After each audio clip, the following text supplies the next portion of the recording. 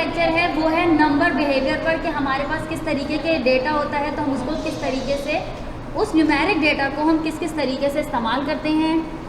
और ये उसी की एक्सटेंशन है जो हमने लास्ट क्लास में पढ़ा था, लेकिन ये उसकी थोड़ी सी एग्जांपल्स के साथ थोड़ी एक्सटेंशन है। आप लोग देखेंगे तो आप लोगों को समझ आ जाएगी। जैसे कि मैं आपको पहले बता चुकी हूँ कि हम या तो चार्ट्स बनाते हैं या ग्राफ बनाते हैं। अगर हम चार्ट बना रहे हैं तो बेसिकली हम इसीलिए बनाते हैं ताकि हम किसी चीज़ का ट्रेंड पता कर सकें, किसी चीज़ का रिलेशनशिप पता कर सकें या किसी चीज़ का कंपैरिजन कर सकें। बेसिकली चार्ट बनाने की यही 3 बेसिक रीजंस होते हैं। अच्छा, और दूसरी इंपॉर्टेंट बात चार्ट के लिए ज़रूरी है कि वो सेल्फ एक्सप्लेनेटरी हो, किसी को आपको किसी को खुद से ना बताना पड़े कि ये चार्ट क्या बता रहा है। अगर आपको खुद से ये बताना पड़ रहा है तो ऐसे चार्ट को इस्तेमाल मत करें, ये लास्ट टाइम मैंने बताया था। अच्छा, अगर आप बार चार्ट यूज़ कर रही हैं, ये मैंने एक, चूँकि मुझे मुसलसल आप लोगों के बिहेवियर से यही कंप्लेन लग रही थी कि आप लोग जिसको पाए बनाना था उसको बार बना रही थी, जिसको बार बनाना था उसको लाइन बना रही थी, तो मैंने इन तीनों को एक सिंपल कंपैरिजन में बता दिया कि बार बनाना है तो आप कंपैरिजन हो या आप किसी चीज़ की कैटेगराइजेशन के ऊपर काम कर रही हो तो then go for bar chart. लेकिन अगर आप ट्रेंड्स बता रही हो आइदर विद टाइम और विदाउट टाइम, ज़रूरी नहीं always with time, you can also tell without time भी। लेकिन कंपैरिजन की अगर मैं बात करूँ, बार ग्राफ के वक्त जब आप इसको कंपेयर कर रही हूँ, जब आपको ये कन्फ्यूजन हो कि मैं लाइन बनाऊँ या बार बनाऊँ, तो डेफिनेटली ये देख लें कि क्या आप डिस्प्ले ट्रेंड करना चाह रही हैं विद रिस्पेक्ट टू टाइम, तो फिर बार पे मत जाएं, लाइन पे चली जाएं। ठीक है, क्योंकि ये वो पॉइंट होता है जहाँ पर आप लोग बहुत दफ़ा कन्फ्यूजन क्रिएट करती हैं और बार बना रही होती हैं, या वो बार बनाने वाली चीज़ होती है और आप लाइन बना रही होती हैं। तो ये इसलिए मैंने इसको अलग से किया कि इसको आज अच्छे से समझ लो। पाई चार्ट आप तब बनाएं जब आपको परसेंटेज या प्रोपोर्शन शेयर दिखाना हो किसी भी चीज़ का।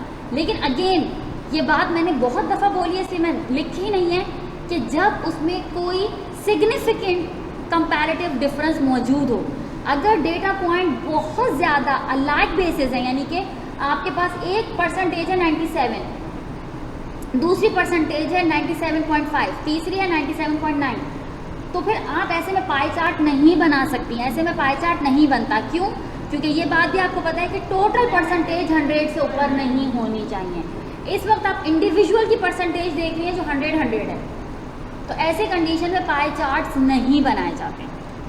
अच्छा, ये एक बहुत सिंपल सा कंपेयरिंग कैटेगरी पाई चार्ट है कि जिसमें आपके पास एक क्वार्टर को आप दूसरे और दूसरे को तीसरे और तीसरे को चौथे क्वार्टर से डिस्टिंग्विश और डिस्ट्रीब्यूट कर रही हैं। लेकिन अगर आप इस वक्त देखें तो इस वक्त हम 3 पैरामीटर्स एक साथ डिस्कस कर रहे हैं। लास्ट टाइम यही कन्फ्यूजन आप लोगों को थी, तो अब आप लोगों की ये कन्फ्यूजन इस चार्ट से दूर हो जानी चाहिए कि इस वक्त हम 3 साइड्स को 4 क्वार्टर्स में डिस्कस कर रहे हैं। तो इस वक्त देखा जाए तो हम 3 एक्सिस पे काम कर रहे हैं, ठीक है। लेकिन इस वक्त हमने Z एक्सिस का इस्तेमाल नहीं किया।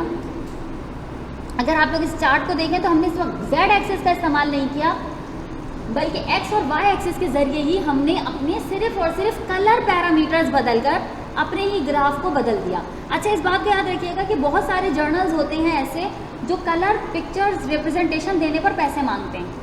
मतलब इन अ सेंस कि फिर उनकी जो फ़ी चार्जेस या जो पेपर पब्लिकेशन चार्जेस हैं वो बढ़ जाती हैं जब आप उसको कलर्ड ग्राफ देना चाह रहे हैं। तो ऐसी कंडीशन में हम कलर नहीं देते, ऑब्वियसली हम पैसे क्यों दें।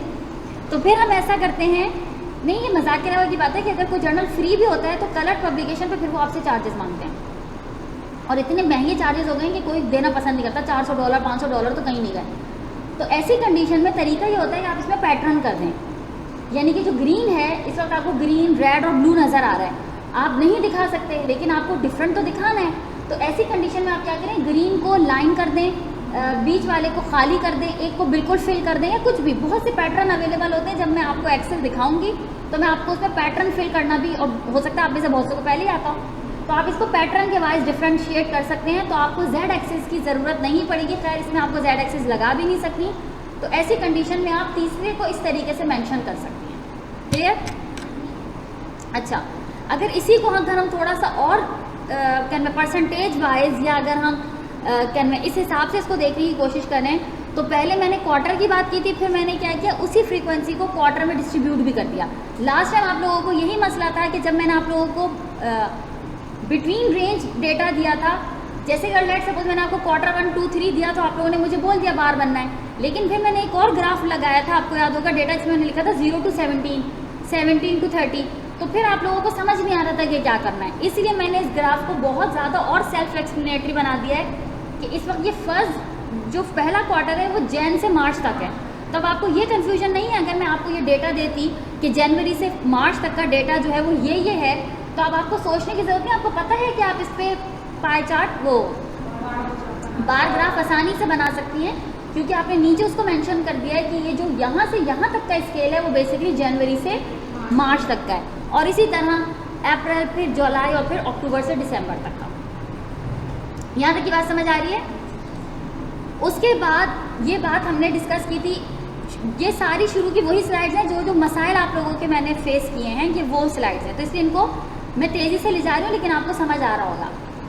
अब अगर हमने यहाँ पर वही बार ग्राफ लगाया है, लेकिन मैंने आपको बताया था बार ग्राफ में कभी कभी हमें लिमिट की ज़रूरत होती है, यानी कि हम किसी रेफरेंस से बात कर रहे होते हैं। क्यों? क्योंकि हम तो अपनी चीज़ को कंपेयर कर रहे हैं, हम आपस में कंपेयर नहीं कर रहे, हम किसी चीज़ से कंपेयर कर रहे हैं। लेट सपोज ये WHO लिमिट हो, WHO बोले मरकरी जो है वो 0.5 ppm से ज़्यादा नहीं होना चाहिए, तो मैंने ये लाइन लगा दी, ये मैंने अपनी टारगेट की लाइन लगा दी, ये मैंने अपनी एक लिमिट की लाइन लगा दी, ये मैंने अपनी एक रेफरेंस की लाइन लगा दी।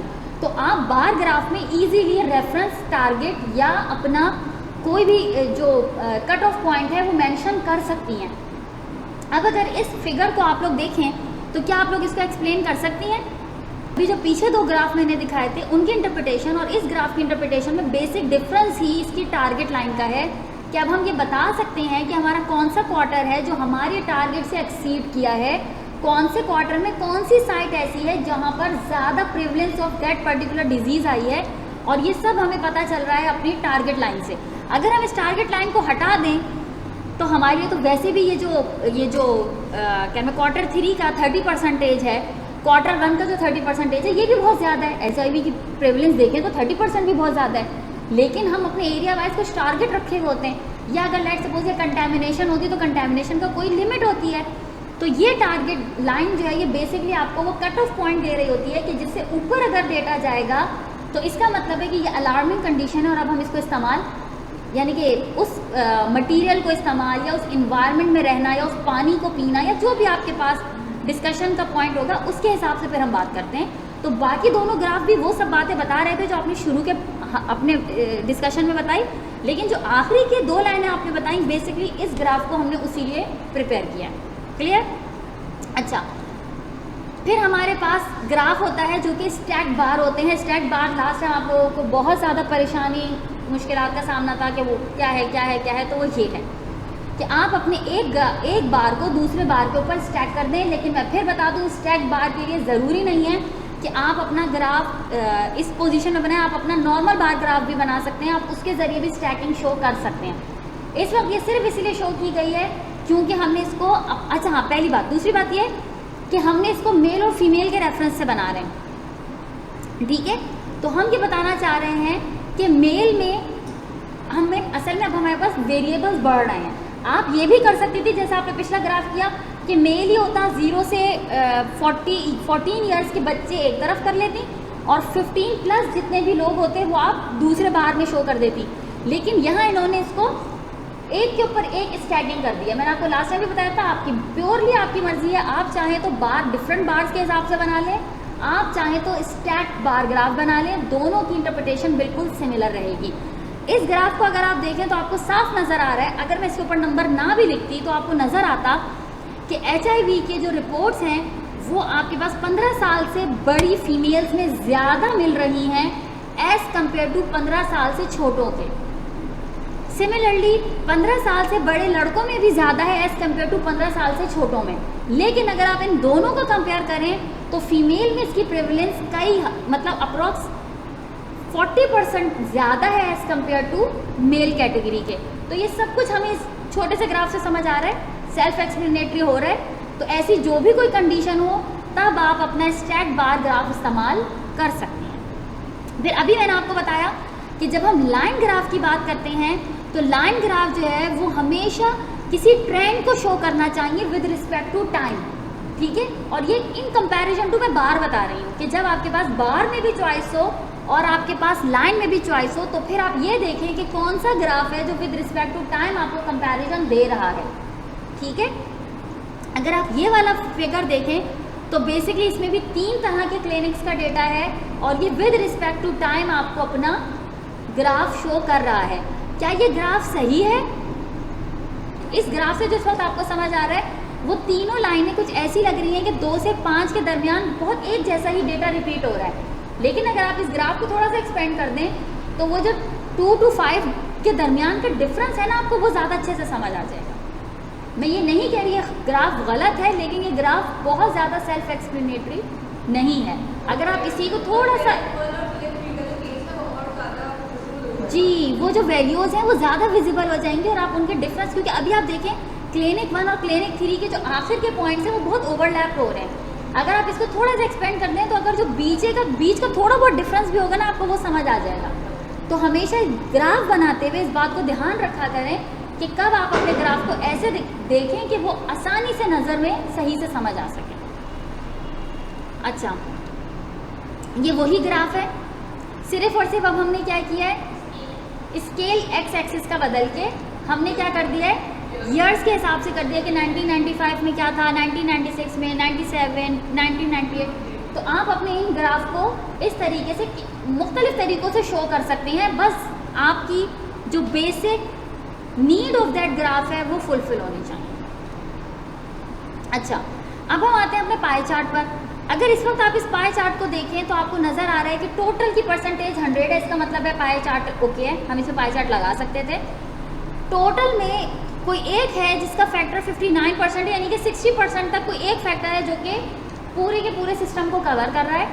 पीछे से हमारे पास 3 सिस्टम है जो इनको कवर कर रहे हैं। तो ये पाई चार्ट बिल्कुल समझ भी आ रहा है, ठीक भी है, 100% के अंदर भी है, जबकि टोटल इसके अंदर जो न्यूमेरिक डेटा है वो 150 कैटेगरीज का है, ठीक है।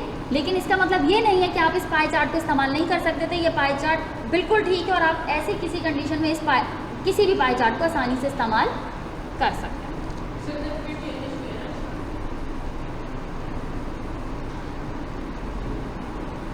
अच्छा, फिर हम आते हैं अपने हिस्टोग्राम की तरफ। अगर आप इस हिस्टोग्राम को देखें तो आपको नज़र आएगा कि आपके पास स्कोर वर्सेस फ्रीक्वेंसी का हिस्टोग्राम है। ये कौन सा हिस्टोग्राम होता है? हिस्टोग्राम है, ये स्कोर वर्सेस फ्रीक्वेंसी का हिस्टोग्राम है। ये हिस्टोग्राम इस वक्त ये हिस्टोग्राम कौन सा हिस्टोग्राम है, यानी कि मैंने आपको कुछ तरीके के हिस्टोग्राम बताए थे, 2 पीक, टेल्ड, बोट, शेप, पता नहीं कौन कौन से 500 किस्म की मैंने उसकी कैटेगरीज बताई थी। तो ये वाला हिस्टोग्राम कौन सा हिस्टोग्राम है?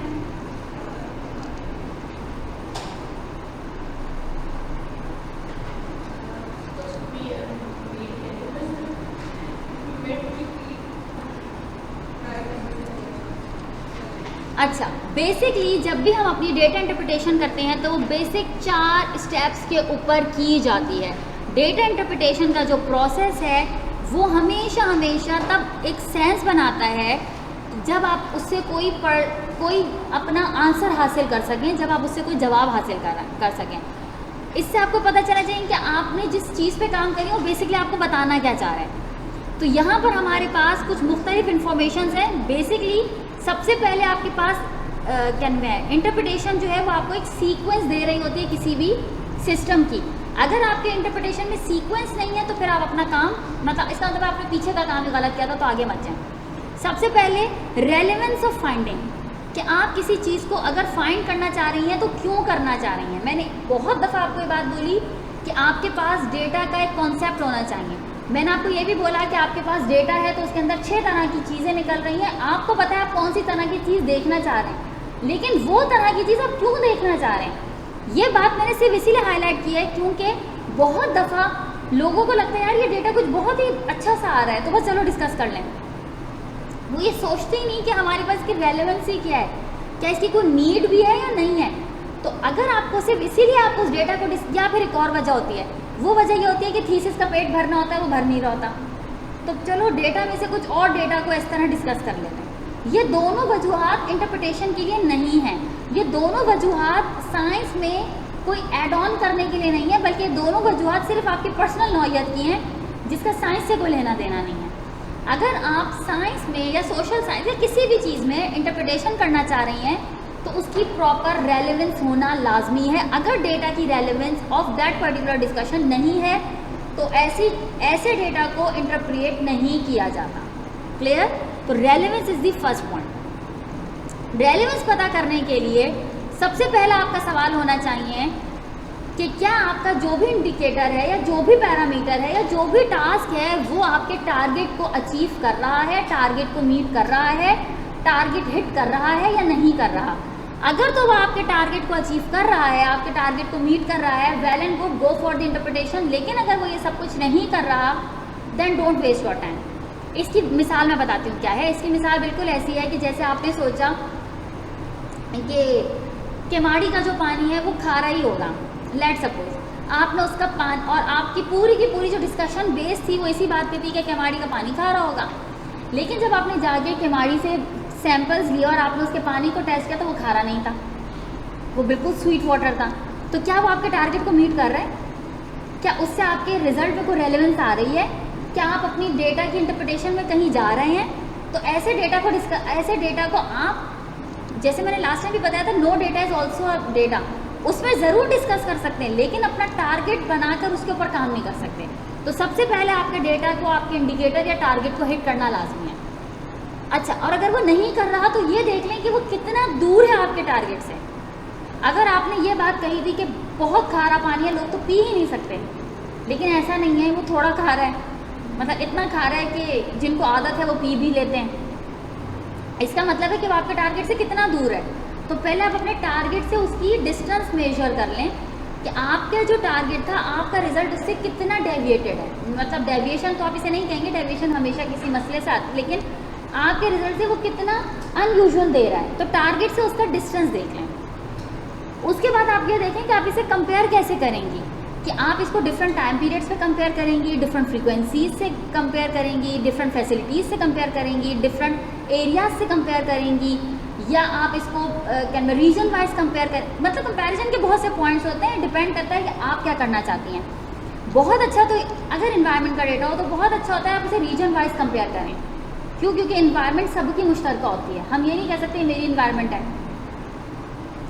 तो चूँकि इन्वायरमेंट मुश्तरका होती है तो पहले तो सबसे बेहतर होता है कि आप अपने साथ वालों की डेटा से कंपेयर करें, और जब साथ वालों का डेटा आपके डेटा से कंपैरिजन में आ रहा हो तो फिर आप दूसरे कॉन्टिनेंट के डेटा से कंपेयर करें। तो फिर उसके बाद आप ये देखिए कि आपका डेटा कैसे कंपेयर हो सकता है। अच्छा, ये तो इन्वायरमेंट की बात थी। इन्वायरमेंट ना हो, एक कोई नॉर्मल डेटा हो, तो आप उसे कैसे कंपेयर करेंगे। उसके बाद हम ये देखते हैं कि क्या हमारे पास डेटा में कोई बहुत एक्सट्रीम डेटा तो नहीं है, एक्सट्रीमली टूवर्ड्स हाई लेवल और एक्सट्रीमली टूवर्ड्स लो लेवल। मैंने आप लोगों को पहले भी ये बात बताई थी कि आइदर टूवर्ड्स हाई लेवल अगर आपके पास एक्सट्रीम डेटा है तो वो भी गलत है, और extreme towards low level data है तो वो भी गलत है। तो बोथ हाई और लो दोनों ही आप लोगों को अलाउड नहीं है। तो उसके बाद आप अपने डेटा में से जितने भी एक्सट्रीम डेटा हैं उनको फाइंड आउट करें, और उसके बाद जैसे मैंने आपको बताया था कि आपको मुख्तलिफ टूल्स लगा के पता करना होगा कि क्या वो जो आपने फाइंड आउट किए हैं वो either need to be discarded or need to be with your data. तो जब आपको ये कंफर्म हो जाए कि आपको उसको डिस्कार्ड करना है या डेटा का पार्ट रखना है, तो उसके बाद आप अपनी इंटरप्रिटेशन पे जाएं, क्योंकि कभी कभी इस तरह का डेटा भी कुछ बहुत इंपॉर्टेंट इन्फॉर्मेशन दे रहा होता है। अगर वो रिपीटेडली आ रहा हो, मेरी बात याद रखिएगा, अगर वो रिपीटेडली आ रहा हो, अगर आपने एक ही दफ़ा एक्सपेरिमेंट किया और आपके पास कोई डेटा बहुत हाई या बहुत लो आ रहा है, तब तो वो प्योरली आपकी अपनी गलती है। लेकिन अगर आपने 2 दफ़ा किया, 3 दफ़ा किया और फिर भी वो बहुत आउट डेटा आ रहा है, तो उसके बाद वो जो आउट डेटा की रीजन है आप उसको भी एक्सपेंड करके उसके ऊपर एक्सपेरिमेंट करके देखें। अगर तब भी वो रीजन उसी तरीके से हायर लेवल के रिजल्ट दे रही है तो ये बहुत इंपॉर्टेंट इन्फॉर्मेशन है, तब आप इसे आउटलायर समझ के रिजेक्ट नहीं कर सकती। मैं ये बात बार बार आप लोगों को समझाती हूँ कि ऐसा ना हो कि आपको बहुत इंपॉर्टेंट इन्फॉर्मेशन आउटलायर समझ के रिजेक्ट करते हैं। हायर नहीं होती, कभी कभी वो अनयूजुअल चीज़ बेसिकली आपका डेटा होती है जो आप उस वक्त समझ नहीं होते, क्योंकि आपका तो स्टार्टअप होता है। तो इस बात को ध्यान में रखिएगा।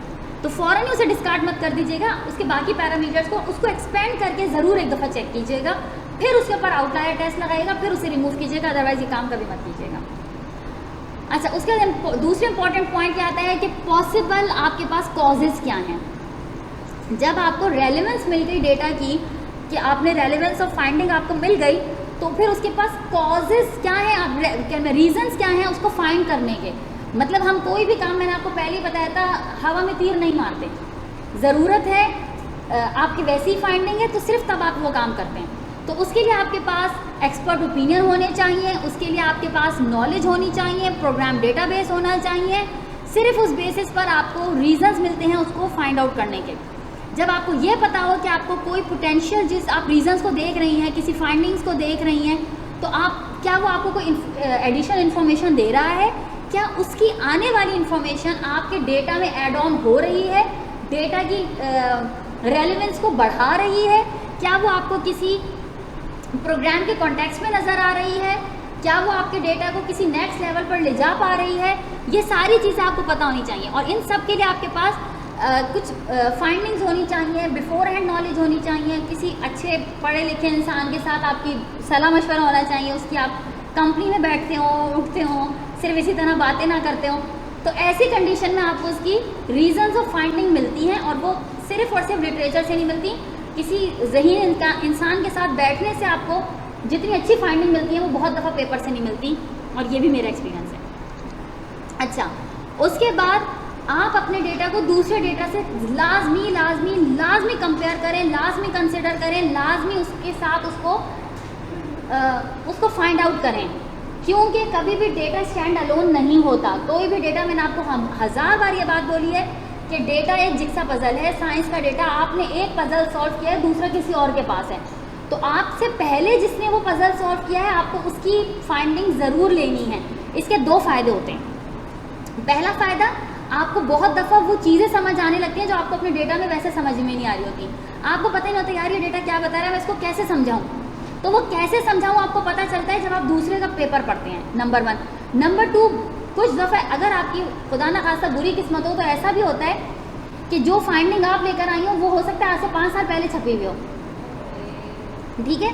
तो ऐसा डेटा कोई भी नहीं छापता, तो इसीलिए कहा जाता है कि जैसे ही काम करो उसे छाप दो, क्योंकि दुनिया नहीं बैठी हुई और ना ही हम अकेले दुनिया में काम कर रहे हैं, हम जैसे और भी बहुत सारे लोग हैं जो ये काम कर रहे हैं।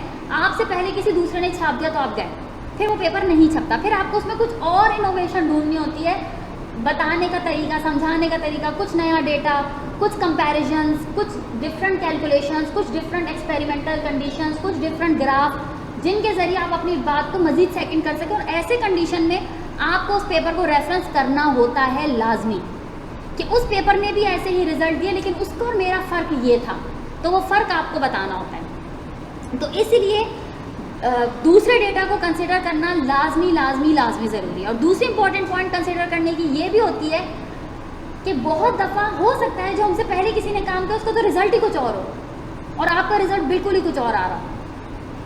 तो वो जब बिल्कुल ही कुछ और आ रहा हो और आपने बार बार करके देखा हो, ये नहीं कि आपने एक ही दफ़ा किया और आपको बिल्कुल ही कुछ और आया और आप उसको हाँ मान गए, तो वो फिर आपका अपना ही मसला हो सकता है। लेकिन अगर आपने उसको रिपीटेडली किया और रिज़ल्ट बिल्कुल ही कुछ और आया, तो ऐसी कंडीशन में फिर आपको उसके रीजंस ढूंढने होते हैं कि मेरा रिजल्ट इतना फ़र्क क्यों आया है, कंडीशंस में क्या फ़र्क था, मैंने जो केमिकल लिए उसमें क्या फ़र्क था, मेरी इन्वायरमेंट में क्या फ़र्क था, मेरे टेम्परेचर्स क्या थे, मेरी हर कंडीशन को फिर आपको डिस्कस करना होता है। तो इन 2 वजूहात के बिना पर बिफोर हैंड इंफॉर्मेशन डेटा को कंसिडर करना इज़ वेरी मच इम्पॉर्टेंट, ये आपका फ़र्ज़ है।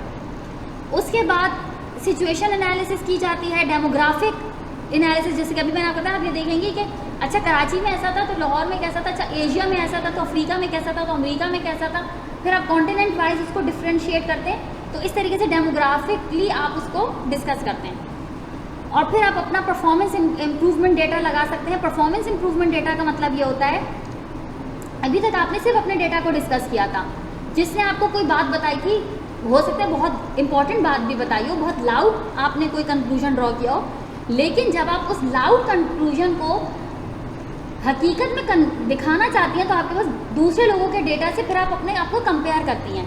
आप लोगों में से आई एम श्योर बहुत से लोगों ने ऐसे डेटा देखे होंगे जिसके आगे में एक टेबल दिया हुआ होता है, उस टेबल में बताया हुआ होता है कि मेरा रिजल्ट ये था और अपना ईयर दिया हुआ होता है, और फिर दूसरे का रिजल्ट, उसका कॉन्टिनेंट, उसके वो पैरामीटर, बेसिक पैरामीटर जिसको उसने काम किया, और फिर उसका ईयर, कि इस साल में इस मुल्क में ये काम हुआ था, इनका रिजल्ट ये था, मेरे साल में हमारे मुल्क में ये काम हुआ, इसका रिजल्ट ये था। तो इससे आप अपनी परफॉर्मेंस इंप्रूवमेंट डेटा दे देते हैं और आप इम्प्रूव्ड रिजल्ट बता रहे होते हैं कि हमारा रिजल्ट इस तरीके से इम्प्रूव्ड है। और दूसरी इंपॉर्टेंट बात, आप इसके अंदर मुख्तलिफ टूल्स लगा के, जो सारे के सारे हम स्टैटिस्टिकल टूल इसीलिए पढ़ रहे हैं कि वो टूल्स लगा के आप अपने डेटा को मज़ीद इम्प्रूव्ड फॉर्म में दिखा देते हैं। जितनी एडवांस स्टैटिस्टिक्स है, जैसे कि मैंने आपको लास्ट क्लास में कुछ बहुत अनयूजुअल से ग्राफ दिखाए थे, तो उस ग्राफ से क्या हुआ था, आपको वो डेटा ज़्यादा बेहतर लग रहा था, तो बेसिकली वो अपने डेटा को मज़ीद इम्प्रूव करके दुनिया के सामने लेकर आए थे। आप उन्हीं इम्प्रूवमेंट टूल्स में दूसरे लोगों का डेटा भी शामिल करें और मिलाकर अपना एक स्टैट्स बना लें, तो आप इसको डिफ्रेंशिएट कर सकते हैं कि अच्छा दूसरे वाले मुल्क का यहाँ था मेरा यहाँ है। This is called data improvement. अच्छा, उसके बाद हमारे पास आता है कंडक्ट फर्दर रिसर्च। अगर आप ये अभी हमारा पॉइंट था कि फर्दर रिसर्च को कब कंडक्ट किया जाता है, तो जब आप अपने रिजल्ट्स में देखें कि आपके रिजल्ट्स इनसफिशेंट हैं, आपने जब उसको दूसरे रिजल्ट से कंपेयर किया तो आपको लगा कि इसमें कुछ और भी चीज़ें हैं जो रिसर्च गैप में आ रही हैं। हो सकता है कोई ऐसे पैरामीटर्स हैं जो आपने डिस्कस नहीं किए, जैसे कुछ चीज़ होती है जिसमें आपको टेम्परेचर पर, टाइम पर, पीएच पर, मुख्तलिफ चीज़ों पे काम करना ही होता है। आपने लेट सपोज एक आध पैरामीटर किया, 2-3 छोड़ दिए, तो जब आप उसको इंटरप्रेट करने बैठती हैं, दूसरे लोगों के डेटा को लेकर बैठती हैं, तो आपको समझ आता है नहीं यार ये तो सारी चीज़ें मैंने की ही नहीं। तो फिर ऐसी कंडीशन में फिर आपको फर्दर रिसर्च कंडक्ट करनी पड़ती है, क्योंकि आपको वो रिसर्च गैप ख़त्म करना होता है जो आपके डेटा इंटरप्रिटेशन में आ रहा होता है। ऐसी कंडीशन में आप डेटा इंटरप्रेट नहीं कर सकती जब तक आपके पास कंप्लीट रिजल्ट्स मौजूद ना हो। ऐसी कंडीशन में फिर हमें डेटा इंटरप्रिटेशन रोक कर फर्दर रिजल्ट्स के ऊपर जाना होता है, फर्दर टेस्ट परफॉर्म करने होते हैं और उसके बाद आप उसको कंटिन्यू कर सकती हैं। तो इसीलिए जब भी आप, ये बस मेरा आपको नॉर्मली एक मशवरा होगा कि जब भी आप अपनी रिसर्च स्टार्ट करें तो रिसर्च स्टार्टिंग के साथ ही छोटा छोटा करके ना अपने लिए पेपर के एस्पेक्ट्स बनाना शुरू कर दिया करें। जैसे आपने पहला पेपर का, लेट सपोज पेपर में आपको 4 पैरामीटर्स चाहिए, तो जब पहला पैरामीटर हो गया तो उस पैरामीटर के रिजल्ट्स लिख के, उस पैरामीटर के ग्राफ बना के उसको थोड़ा बहुत लिख लें। क्यों? क्योंकि जब आप बिल्कुल एंड में सारा लिखने की कोशिश करती हैं तो आपको चीज़ें याद करने में, चीज़ों को रिकॉल करने में, उसकी रेलेवेंस बनाने में बड़ा टाइम लगता है। अगर लेट सपोज आपने आज ही उसको डिस्कस किया, आपने आज ही उसको बनाया, तो आपको ये समझ आ जाएगा कि आपको फर्दर आगे कहाँ जाना है और क्या ये रिजल्ट ठीक बता भी रहे हैं या नहीं बता रहे। अगर वो रिजल्ट ठीक नहीं है तो आपको उसको कितनी दफ़ा और रिपीट करना है। क्यों? क्योंकि मिनिमम भी एक रिजल्ट 3 दफ़ा रिपीट किया जाता है, उसके बगैर आप उसे रिपोर्ट नहीं करती। तो इन सारी चीज़ों के बाद आप अपने उस डेटा गैप को फिल करती हैं जो कि बेसिकली आपके रिजल्ट्स में आ रहा होता है ड्यू टू डिफरेंट रीजंस। और अगर ये आ रहा है तो आपको फर्दर रिसर्च कंडक्ट किए बगैर इंटरप्रिटेशन कंटिन्यू नहीं कर सकते। क्लियर? उसके बाद ये कुछ की मैसेजेस हैं जो आप लोगों के पास होने चाहिए जब आप अपने रिसर्च को कंडक्ट करें या जब आप इसके ऊपर काम इंटरप्रिटेशन कर रही हों। Use the right graph for right data. आप लोगों को मालूम है, आपको पता होना चाहिए कब आपने अपने स्केल को एक्सपेंड करना है, कब स्केल कॉन्ट्रैक्ट करना है, कौन सी चीज़ एक्स एक्सिस पर आएगी, कौन सी वाई पर आएगी, कब आपको बार ग्राफ से काम करना है, कब आपको लाइन बनानी है, कब आपको पाए बनाना है, कब आपको बॉक्स बनाना है, मतलब ये सब आपको पता होना चाहिए। उसके बाद आप टेबल सिर्फ और सिर्फ तब देंगी जब आपको बहुत सारा डेटा एक दफ़ा में दिखाना लाजमी हो। अगर ऐसी कंडीशन नहीं है तो फिर टेबल पे मत जाएं। लेकिन अगर आप, और हाँ एक और वजह भी होती है टेबल देने की, कभी कभी कुछ चीज़ें हमें न्यूमेरिक वैल्यूज़ दिखाना ही लाजमी होता है, भले से डेटा बहुत बड़ा ना हो लेकिन आप उसकी न्यूमेरिक पैटर्न्स ही दिखाना चाहते हो, तो ऐसी कंडीशन में भी आप अपना टेबल देती हैं और ये कोई बुरी बात नहीं है। उसके अलावा ग्राफ्स और चार्ट्स तभी दिए जाते हैं जब आप उसकी ईजी इंटरप्रिटेशन करवाना चाह रही हो, विजुअलाइजेशन आसान बनाना चाह रही हो, डिटेक्ट पैरामीटर्स उसके बेहतर बनाना, पैटर्न्स देना चाह रही हो। ऐसी कंडीशन में आप ग्राफ देंगी और हर ग्राफ के प्रॉपर लेबल होना चाहिए, आपको मालूम हो उसके लेजेंड्स होने चाहिए, उसकी डिस्क्रिप्शन होनी चाहिए, सब चीज़ें आपको बताएं। सिर्फ ये एक कट शॉर्ट में बता दूँ कि ये सारी चीज़ें आपके फिंगर टिप्स पर होनी चाहिए। डेटा ऑर्ड्स को आपको कनेक्शन होनी चाहिए मुख्तलिफ प्रोग्राम्स के साथ। इसके अलावा आपके पास जो डेटा है वो आपके पास एक अच्छी ट्रैक दे रहा हो आइडेंटिफाई करने में, किसी रिजल्ट तक पहुंचने में, किसी कंक्लूजन को ड्रॉ करने में, किसी इंटरप्रिटेशन को आसान बनाने में। आपकी यही सारी चीज़ें जो आपके रिजल्ट तक पहुंचने में, आपको किसी रेलेवेंस तक लाने में मदद देगी। अब हमारे पास है थोड़ा सा एक्टिविटी टाइम जो कि प्योरली आपका है। अब मैं रिलैक्स करूँगी और आप लोग काम करेंगे।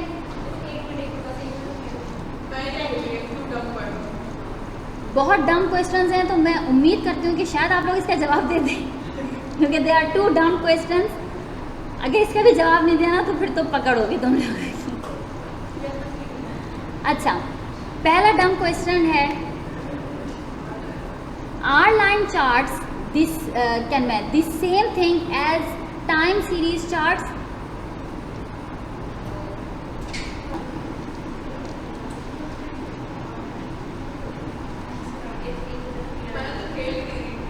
ये सभी खेल रहे हैं, इसमें कोई एग्जेम्प्टेड नहीं है। अगला सवाल है, are there any special varieties of line charts?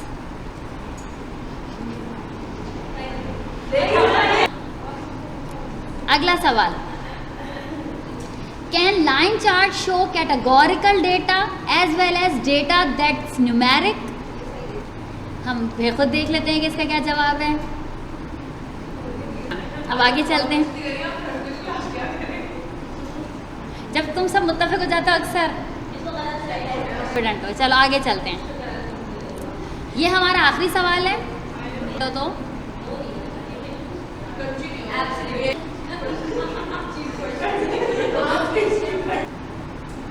अब हम आगे चलते हैं। और भी अब अगर इस पूरे उस पे देखो तो इस वक्त हमारे पास एक टेबल मौजूद है। उसी टेबल का हमने बनाया है पाई चार्ट और उसी टेबल का हमने बनाया है बार चार्ट। फ्रीक्वेंसी डिस्ट्रीब्यूशन का आपने ऊपर बनाया पाई चार्ट, नीचे बनाया बार ग्राफ और ये आपका पास टेबल था। अब ये मैं आप पर छोड़ती हूँ कि आपके ख्याल में क्या ये इस वक्त अपनी फ्रीक्वेंसीज के ज़रिए ज़्यादा अच्छा जस्टिफाइड हो रहा है या अपनी परसेंटेजेस के ज़रिए ज़्यादा अच्छा जस्टिफाइड हो रहा है? क्या ये अपने बार ग्राफ को ज़्यादा अच्छा जस्टिफाई कर रहा है या ये अपने पाई चार्ट से ज़्यादा जस्टिफाई हो रहा है? या दोनों ही आप लोगों के लिए इट्स ओके।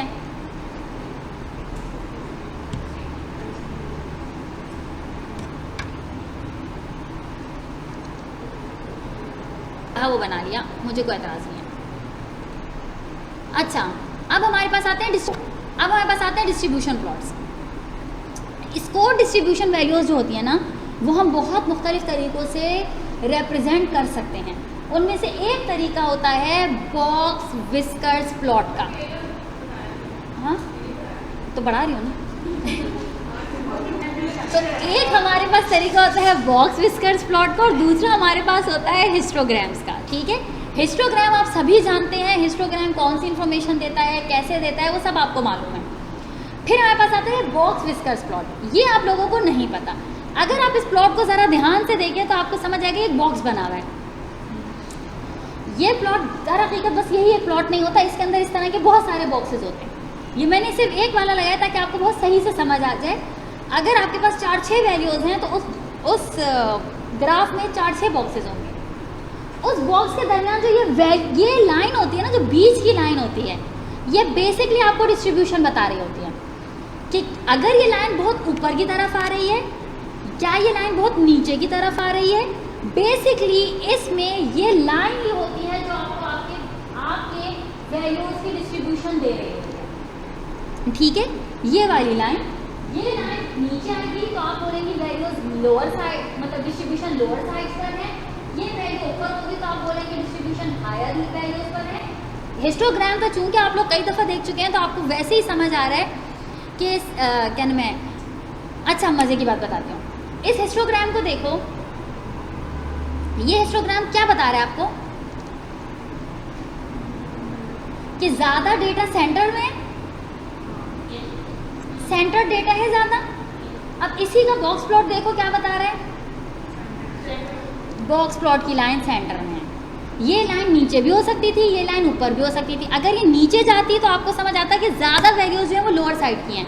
ये लाइन अगर ऊपर की तरफ जाती, ये लाइन का मतलब ये बीच वाली सेंटर की लाइन है। मेरा एरो नज़र आ रहा है? नहीं आ रहा? अच्छा, तो ये जो सेंटर की लाइन है ना, इसका मतलब है ये बॉक्स प्लॉट में आप हमेशा इस सेंटर की लाइन को देखती हैं। मल्टीपल तरीके का डेटा हो तो एक वक्त में एक से ज़्यादा बॉक्सेस भी बने हुए हो सकते हैं। जी ये सॉफ्टवेयर ही बनाता है। तो ये जो डेटा डिस्ट्रीब्यूशन में आपके पास, मगर हमेशा बात याद रखना, बॉक्स प्लॉट को पढ़ने के लिए इस बीच की लाइन को देखना।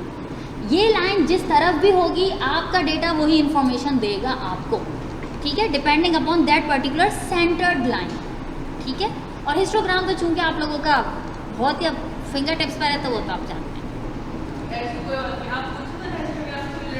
उसके बाद उसके बाद आता है फ्रीक्वेंसी पॉलीगॉन ग्राफ। चूँकि ये ग्राफ भी आप लोग कई बार तो नहीं, कुछ बार आप लोग कर चुके हैं, तो आप लोगों को मालूम है ये फ्रीक्वेंसी वर्सेस स्कोर का ग्राफ होता है। और इसकी जो कर्व्स और अप्स एंड डाउन्स है ना, यही आपको बता रहे होते हैं कि डेटा किस तरीके से मैनिपुलेट हो रहा है। इसी को आप हिस्टोग्राम में चेंज कर सकते हैं आसानी से। इसी के नीचे लंबी लंबी लाइनें लगा दें, हिस्टोग्राम तैयार है। वो लाइनें हटा दें, फ्रीक्वेंसी पॉलीगॉन तैयार है। नहीं, बहुत बड़ा फर्क है। कौन अच्छा, इस ग्राफ को, ये हमारे पास एक टेबल है जो कि हमारे पास कंटिन्यूस कैटेगोरिकल टेबल है। आप लोग इसका क्या आपको इसमें क्या समझ आ रहा है? अच्छा,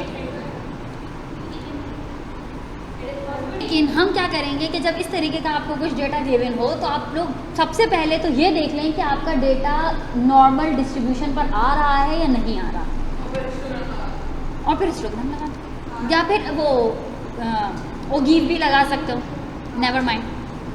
this is called normal distribution. This is called normal distribution. Normal distribution का मतलब होता है कि जिसका नॉर्मल डिस्ट्रीब्यूशन का मतलब होता है कि जिसका right hand side left hand side के बराबर हो, और जब उसकी right hand side left hand side के बराबर हो तो उसके दरमियान का जो डेटा हो, यानी कि +-1 के दरमियान का जो डेटा हो 68% हो। +-1 के दरमियान का डेटा 68% हो।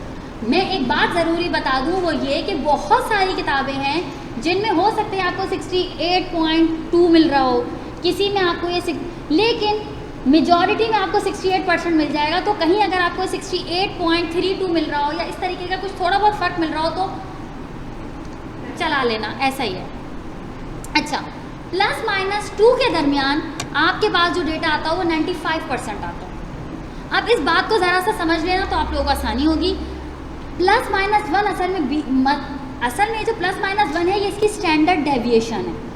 स्टैंडर्ड डेविएशन मतलब आपके नॉर्मल से कितना डेविएटेड है, तो +1 मतलब +1 के दरमियान जो डेटा आ रहा है उसकी स्टैंडर्ड डेविएशन +-1 के दरमियान डेटा की जो डेविएशन है वो 6, मतलब अगर आपका 100 का रिजल्ट है तो 68 ऐसे होंगे जिनकी डेविएशन +-1 के दरमियान होगी। और एक अच्छा हिस्टोग्राम भी तभी बनता है जब 68% डेटा +-1 के दरमियान आ रहा हो। 68 का आधा करो क्या आता है? 34। तो इसका मतलब है 0 से +1 के दरमियान 34% डेटा होना चाहिए, और 0 से -1 के दरमियान 34% डेटा होना चाहिए। Getting my point? उसके बाद 95 में से 68 माइनस करो, कितना बचता है? 95 में से 68 माइनस करो तो क्या, अगर 95 में से 68 माइनस करें तो 33। इसका मतलब है +1 से +2 और -1 से -2 के दरमियान 33% डेटा है। ठीक है, 33 का आधा करो तो क्या बनता है? 16 पॉइंट समथिंग। तो इसका मतलब है +1 से +2 के दरमियान 16% डेटा है, और +2 से -2 से -1 के दरमियान 16% डेटा है। What I wanted to tell you is कि हमें ये पता होना चाहिए कि हमारी स्टैंडर्ड डेविएशन में सेंटर में कितना डेटा है, और सेंटर से पीछे जाते जाते तक कितना % डेटा अपने आप को शो करेगा एक नॉर्मल डिस्ट्रीब्यूशन में। मैं फिर बता दूं, ये एक आइडियल नॉर्मल डिस्ट्रीब्यूशन की कंडीशन है। ये वो कंडीशन है जिसका जो सेंटर होता है वो 0 होता है। सेंटर हमेशा इसका 0 होता है। तो 0 से +1 स्टैंडर्ड डेविएशन के दरमियान 34%, +1 से +2 तक के दरमियान 13%, फिर +2 से +3 के दरमियान हमारे पास आता है अप्रॉक्स 99%। ठीक है, तो ये आपके पास टोटल नॉर्मल डिस्ट्रीब्यूशन होती है, और नॉर्मल डिस्ट्रीब्यूशन में मानना हमारा ये है कि 99.89% डेटा जो है वो +-3% डेविएशन के दरमियान आ जाता है। 99.8% डेटा +-3 स्टैंडर्ड डेविएशन के दरमियान आ जाता है। तो इससे मतलब ये होता है कि आपका जो पॉपुलेशन है, पॉपुलेशन मीन है, वो भी इसी के दरमियान कहीं होगा। तो आपको पॉपुलेशन मीन ढूंढना मुश्किल नहीं होता ऐसी कंडीशन में। What is population mean? जो आपके पास गिवन डेटा से जब आप मीन ले रही हैं, दैट इज योर मीन। लेकिन जब आपके पास आप पूरी पॉपुलेशन का मीन जानने की कोशिश कर रही हैं, that is your population mean. और चूंकि पॉपुलेशन मीन हमारे पास नहीं होता, तो आप इसके ज़रिए पॉपुलेशन मीन निकाल सकती हैं। क्यों? क्योंकि आपका 99 पॉइंट, कहने के मुताबिक 99.89% डेटा जो है वो प्लस माइनस 3 स्टैंडर्ड डेविएशन के दरमियान है। तो अगर आपके पास 99% डेटा मिल गया है, तो यकीनन पॉपुलेशन मीन 99% डेटा में से ही होगी ना।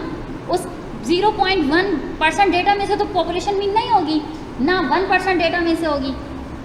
तो इसका मतलब है कि अगर आपको इस डेटा सेट के दरमियान अगर आप इसको सही से कैलकुलेट कर लें, तो आपको अपनी पॉपुलेशन मीन मिल सकती है, जो अदरवाइज पॉसिबल नहीं होता। इसको करने का बेसिक नॉर्मल डिस्ट्रीब्यूशन कर्व्स लगाने का बेसिक मकसद ये होता है कि आप अपने पूरे के पूरे सिस्टम की एक नॉर्मल बेल शेप पता कर लें कि आपका डेटा किस तरफ। पहला फ़ायदा होता है कि आपको अपने डेटा की हेल्थ पता चल जाती है। डेटा की स्क्यूनेस तो नहीं है, डेटा कहीं कर्टोसिस का शिकार तो नहीं है, डेटा कहीं लेफ्ट हैंड या राइट हैंड टेल्ड तो नहीं है। तो डेटा की सारी इन्फॉर्मेशन आपको मिल जाती है और उसी के दरमियान से आपको अपनी पॉपुलेशन की इन्फॉर्मेशन भी हासिल हो जाती है। अब जो चीज़ है वो ज़रा ध्यान से सुनना। आपके पास ये जो सेंटर पोजीशन है ना, ये आपकी ज़ीरो की पोजीशन होती है और ये बिल्कुल सेंटर पोजीशन होती है किसी भी नॉर्मल डिस्ट्रीब्यूशन बेल कर्व में। अच्छा, इसको गॉसियन कर्व भी कह सकती हैं आप, इसको बेल कर्व भी कह सकते हैं आप, इसको नॉर्मल डिस्ट्रीब्यूशन कर्व भी कह सकती हैं। ये सेंटर की पोजीशन होती है और सेंटर की पोजीशन में हमेशा आपका मीन होता है। ये सेंटर में आपका मीन होता है, सही है। ये इस वक्त 70 डेटा पॉइंट्स को देखकर लिया गया है, वरना आप ये बात याद रखिएगा कि सेंटर में जो मीन होता है वो ज़ीरो होता है। क्यों ज़ीरो होता है? नॉर्मल कर्व में, फिर बता दूं, नॉर्मल बेल कर्व में सेंटर में ज़ीरो होता है मीन। नॉर्मल बेल कर्व में बार बार इसको इसीलिए एम्फेसिस कर रही हूँ कि अगर ये कर्व नॉर्मल नहीं होगा तो मीन ज़ीरो नहीं होगा। नॉर्मल कर्व में मीन ज़ीरो क्यों होता है? अगर आप लोग सोच के मुझे जवाब देना चाहें तो इसीलिए नॉर्मल डिस्ट्रीब्यूशन कर्व में चूंकि right hand side left hand side के बराबर होता है, तो मीन आपका हमेशा ज़ीरो होता है। ये आपके पास नॉर्मल कर्व है, सही है। नॉर्मल कर्व में आपके पास यहाँ से आपकी थोड़ी सिग्निफिकेंट लेवल्स आते हैं, मगर ये वो एरिया होता है जो आपके 99.8% को कवर कर रहा होता है, ये वाला एरिया। तो दर हकीकत ये कौन सी परसेंटेज कवर कर रहा है? 1.0% या 1.1%। ये जो रेड से मेंशन्ड है ये आपकी 1.1% डेटा को कवर कर रहा है, क्योंकि 68% डेटा तो प्लस माइनस 1 में है, 90 वो उसके बाद क्या था 85% डेटा प्लस माइनस 2 में है, 99% डेटा इधर है। तो ये जो आखिर की टेल है 85 में से 99 माइनस करो तो कितना बचता है? 95 में से, हाँ 99 में से 95 माइनस करो तो 4 बचता, 2 इधर 2 इधर। तो इसका मतलब है ये 2 का है, ये सिर्फ 2 का डेटा है, सही है। तो ये बिल्कुल टेल पर आ रहा होता है, जो भी इसकी बनती है। अगर 4 है तो 2 बनेगा और अगर 2 है तो 1.1% बनेगा, 1 बनेगा। तो ये इसकी नॉर्मल डिस्ट्रीब्यूशन होती है, जो कि आपकी 0.01 डिस्ट्रीब्यूशन के हिसाब से आती है। ये आपकी बिल्कुल टेल्ड पोजीशन होती है और इसके बाद आपका कोई सिग्निफिकेंट डेटा नहीं मौजूद होता। वो जो आपका कुछ परसेंटेज बची है ना, 1% या लेस देन 1%, उसमें आपका कुछ भी हो सकता है, पॉपुलेशन मीन नहीं हो सकता। अच्छा बस